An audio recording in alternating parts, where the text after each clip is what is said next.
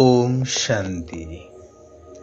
सकल अमंगलहारी सर्वशक्तिमान परमात्मांकर विश्व कल्याण कार्य सहयोगी हेउथिबा महान आत्मा मानंकु हृदयर सहित ईश्वरीय शुभाभिनंदन शुभेच्छा सुस्वागतम।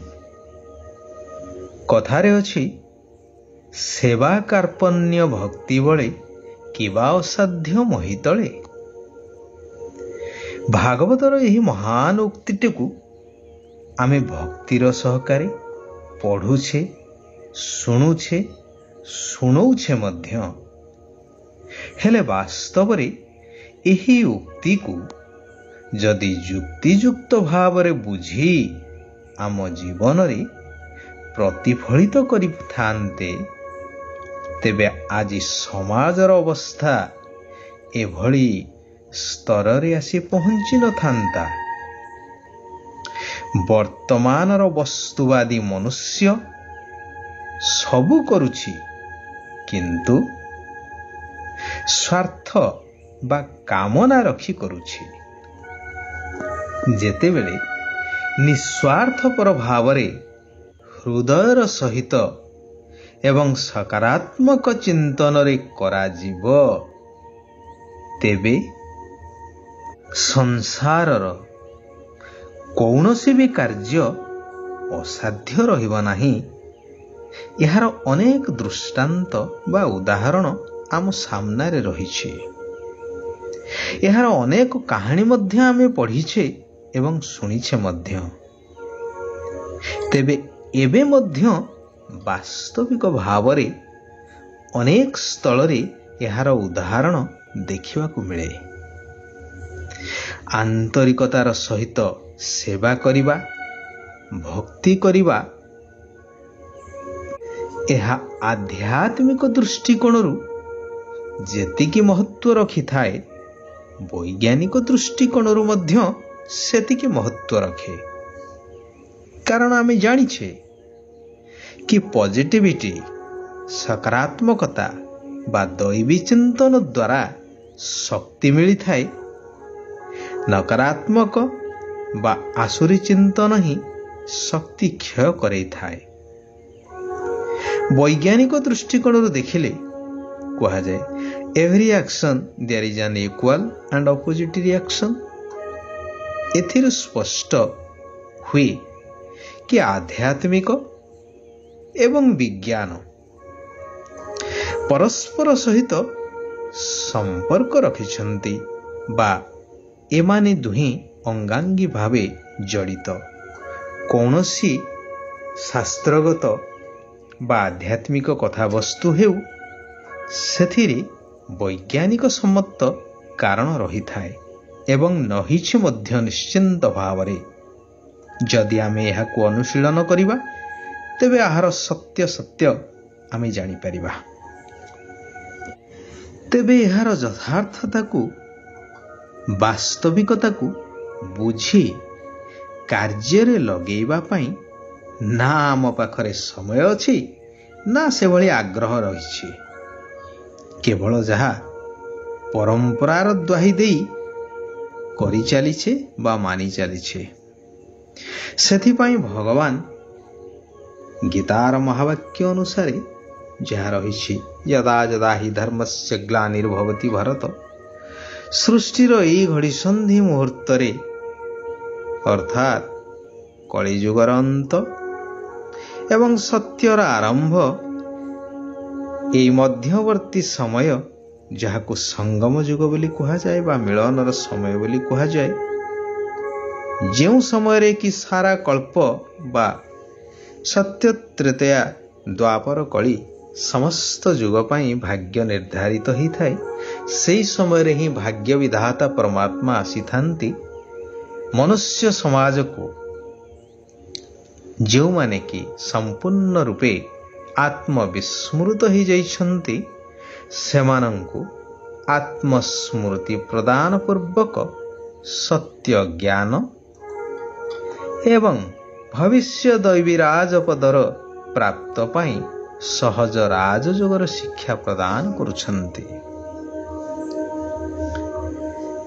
ନିରାକାର ଶିବ ପିତା କହୁଛନ୍ତି, ମଧୁର ଆତ୍ମିକ ସନ୍ତାନଗଣ, ଆଗାମୀ ସତ୍ୟଯୁଗୀ ନୂତନ ଦୈବୀ ଦୁନିଆରେ ଉଚ୍ଚ ପଦର ଅଧିକାର ହେଉଛି ଏହି ଈଶ୍ୱରୀୟ ପାଠପଢ଼ା।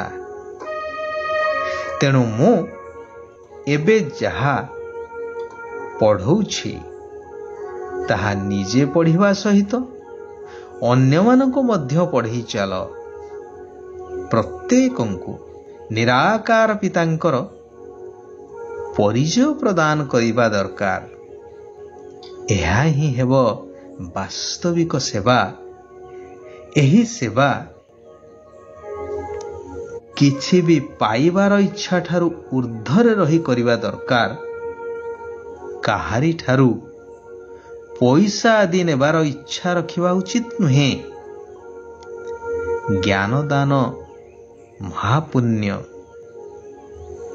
ତେଣୁ ଏହି ଶ୍ରେଷ୍ଠ ଜ୍ଞାନକୁ ଦାନ କରି ଚାଲ। ତନ, ମନ ଏବଂ ଧନ ସବୁକିଛିକୁ ସଫଳ କରିଚାଲ, ଏପରିକି ସମୟ ଏବଂ ସଂକଳ୍ପକୁ ମଧ୍ୟ।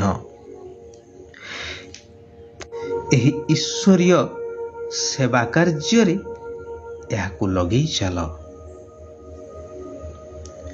କାହାଣୀ ଅଛି ନା, ସୁଦାମା ଚାଉଳ ମୁଠି ଦେଇଥିଲେ ଏବଂ ମହଲ ପାଇଥିଲେ। ଏହା ହେଉଛି ବାସ୍ତବିକ ଆନ୍ତରିକତାର କଥା। ଧନୀ ଦରିଦ୍ରର କଥା ନୁହେଁ, ନିଃସ୍ୱାର୍ଥ ପ୍ରେମ, ଭକ୍ତି, କାର୍ପଣ୍ୟତା ଏବଂ ସେବାର କଥା।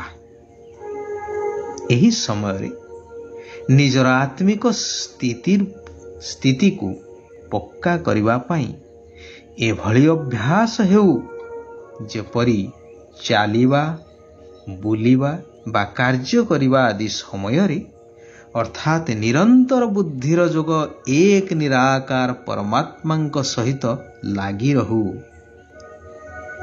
ଯେତେ ଯେତେ ନିଜକୁ ଆତ୍ମା ଭାବି ବୁଦ୍ଧିର ଯୋଗ ସେହି ନିରାକାର ପରମାତ୍ମାଙ୍କ ସହିତ ଲାଗି ରହିବ, ସେତେ ସେତେ ଭବିଷ୍ୟ 21 ଜନ୍ମ ସତ୍ୟ ଏବଂ ତ୍ରେତୟା, ଯାହାକୁ ସ୍ୱର୍ଗ ଦୁନିଆ ବୋଲି କୁହାଯାଉଛି, ସେହି 21 ଜନ୍ମ ପାଇଁ ରୋଜଗାର ହେଇ ଚାଲିବ ବା ପ୍ରାରବ୍ଧ ଜମା ହେଇ ଚାଲିବ।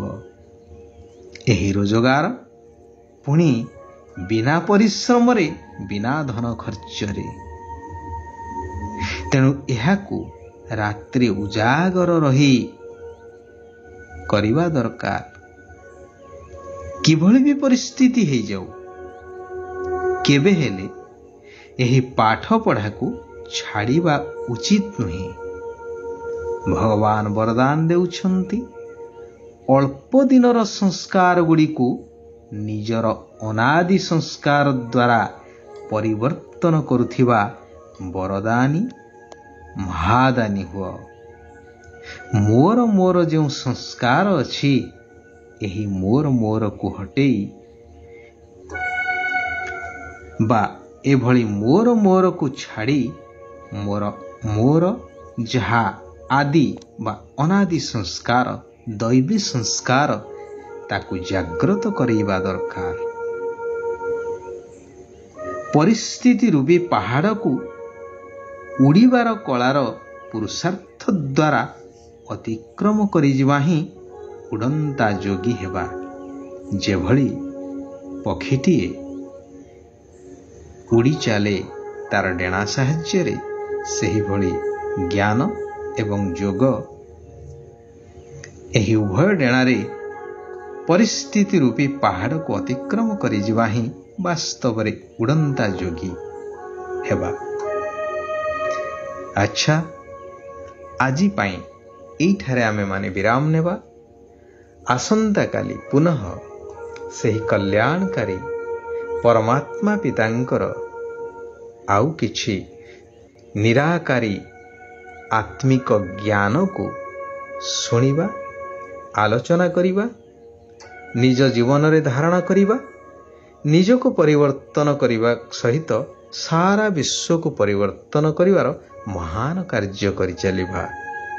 ଓମ୍ ଶାନ୍ତି, ଓମ୍ ଶାନ୍ତି, ଓମ୍ ଶାନ୍ତି।